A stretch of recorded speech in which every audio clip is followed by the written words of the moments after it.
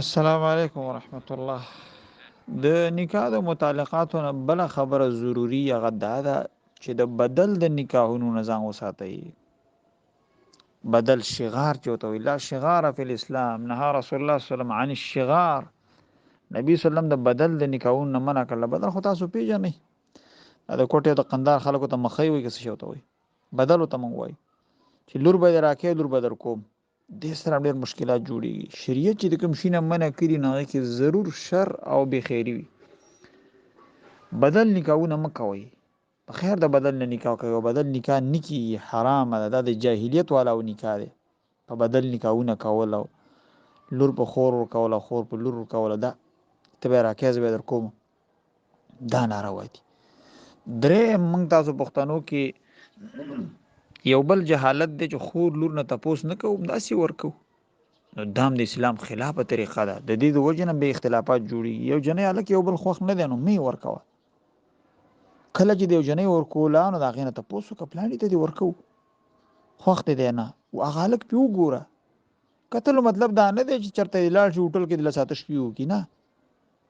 وجره کې مناسب قتل کیږي. الحمدلله جنې دی الک ویني او الک دی جنې ویني یو بل دی وګوري. ځکه دا د آینده د جون خبره ده. څه ګډه چیلې نه ده چې په سړي دی ور خرڅ کړه بس خبره ختمه شو. دا کار ضرور کوي. بل زمان مشوره دا ده، مشوره تجربه نور اسلام کې روا ده. وړو ماشومان ل نکاحونه مکوي. دا زما رائے ده. اگر چې اسلام کې جایز ده خو زموږ استاد د خلک په پیدایشي لا نه یو بل ور کړی را ک لور دی وشو کنه زما زوی له راکی هغه ته کو زوی دی وشو زما د لور دی شو. دا صحیح طریقې نه دي. ځکه دا خو الله سبحانه و تعالی انسانان پیدا کړی طبيعتونه دي چې روستو به سره لګي کنه چې کله د نکاح شو او د نکاح په مقصد پوي شو نو نکاح بوله وکي. دا تیخت ول راځي. یو خو مونږ نکاحونه لیټ کو. دویم دا چې د جنې نه ته پوښتنه کوم داسي ورکو غریب خبرم نه مونږ ورکلی بوجره کې هغه به وسره تختی.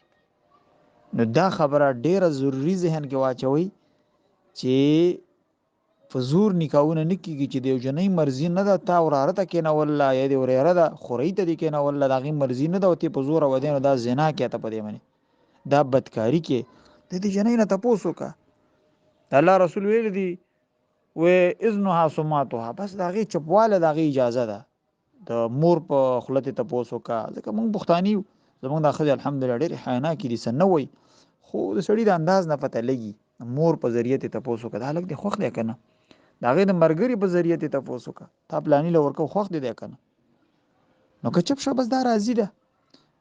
بل لا دا کونډي په زور یو بل تمکې نه وي یره دا مونږ پښتاني زما د ورور خزه کونډه شي دا زو په خامخاني کاتړم دا مونږ د پاره د شرم خبره ده چې زمونږ کونډه دی یو بل څوک دی کوي دا د جاهلیت والا خبره دي. یا ایه الذین آمنو لا يحل لكم ان ترثوا النساء كرها. ایمان والو خزي په میراث کې په زور موړي دا زمون کونډه چې میړه مرشه ستای سم نه ده چرته چې دا خو خدا نکاح وکي. نو دا طریقې مکوي په زور نکاحونه به نکاحونه مخکې من عرض وک چې نکاحونه کې اساني کوي ودونه کې اساني کوي ډېر سونی مګدي ډېر پرمایشونه بده مکوي یاره اختر د لس جوړې براوړي کواده دیو کو اختر راغی کنه د پولیس ټسټ دی کې نه نو دا غزوم غریب لا ماته شي هغه به د جون نه به څه خوند واخلي چې هغه ایران لذي یا دوبۍ لذي یا سبحان الله د افغانستان سرتداري واجونه دي کوټي طرف ته دي شل کا زمونږ یو مرګره د کوټي دي هغه یې وای ما واده کړی او ما سره ډېر خکلی زه د سخر ډېر مشکوري ما ډېر منندون کې ما مننه کوم ما سره ډېر خکلی یو خو لاله په دویمه خزه لور را کړی دا او دوی میرا سره ډېر خکلی بل سړي په 1,000,000 روپۍ ورکول مال په 1,00,000 راکړه. سبحان الله په موږ سره وګرځي په 1,00,000 باندې خزه کوټي طرف نو دام حرام ده. دا ولوري اخستل افغانستان سره رواج دی. ګاډي په اخلي ولوري ودیږي لور او غاړه ول پلار نه اخلي هلکه ودیږي خو ته نه د خو دی لور ودیږي ته څه شي غاړه اخلي. دا حرام ده. دا د شه دی لکه آزاد انسان خرڅول. قیامت پر ورځ باغ څوک دا چا سره جګړه کوي چې هغه خرڅ کړي من باع حرا بلکې الله به سره جګړه کوي. الله به دا چا سره جګړه کوي چې هغه انسان خرڅ کړي. دا لور خرڅول او پاغي ولور اخستل 1,00,000 اخستل 1,50,000 اخستل چې افغانستان قندهار او کوټي طرف ته دا رواج دی. دا ډیره سخت حرام ده، دا بالکل د سړیتوب خلاف ده. نو نکاحونو کې نهایت اسانه نکاحوي. بل مساله چې کله ودونه وړي، نو ودونو کې دا بیزه اسرافون او دا دومره گاڑی تل تام خلاف سنت دي. یو کس نیم دی لاړ شي دغه کور نه څوک راشي سره دا ناوې په خپل کور حواله کی، دا دومره غنې تل او یا د غزنه څوک رال دا خلاف سنت دي. دا منډه ترلی گاڑی یو بل مخ کی اکسیډنټ وشي، دا ټول د اسلام خلاف خبري. دویم چې کله واده نو واده کې ډیره سختی مکوي. زمونږ د بعض شیخان چې کیمیا غوي را واده دي بس هیڅ سون بم پکې نه کوي.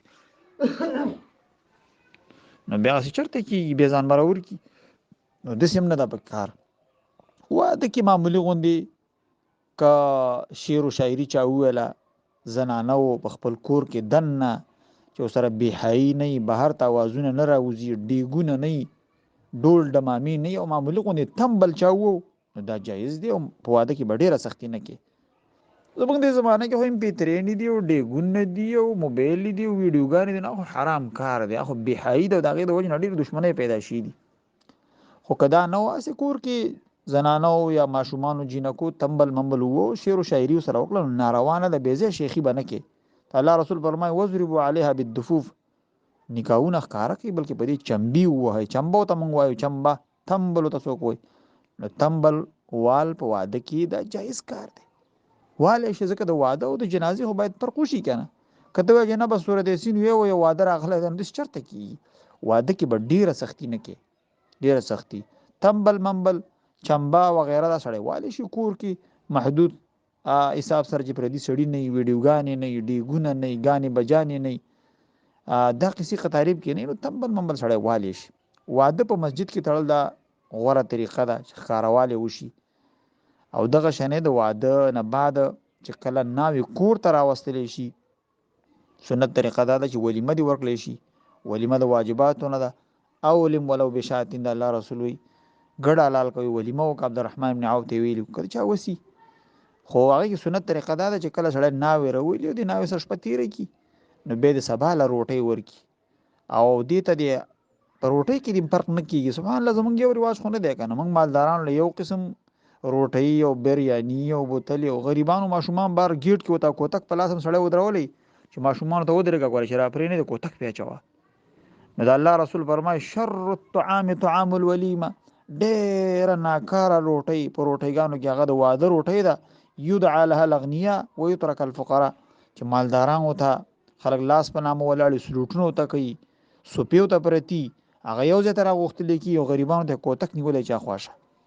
مالدارانو ته یو قسم روټي او غریبانو ته بل قسم روټي، دا بدترینه روټي ده بدترینه. الله رسول دې ته بدترینه روټي ویلي 1,00,000 روپۍ د لګي دي خو ظاهر روټي ده. نو په روټي کې ورکا او فرق پکې مکوا. والله اعلم.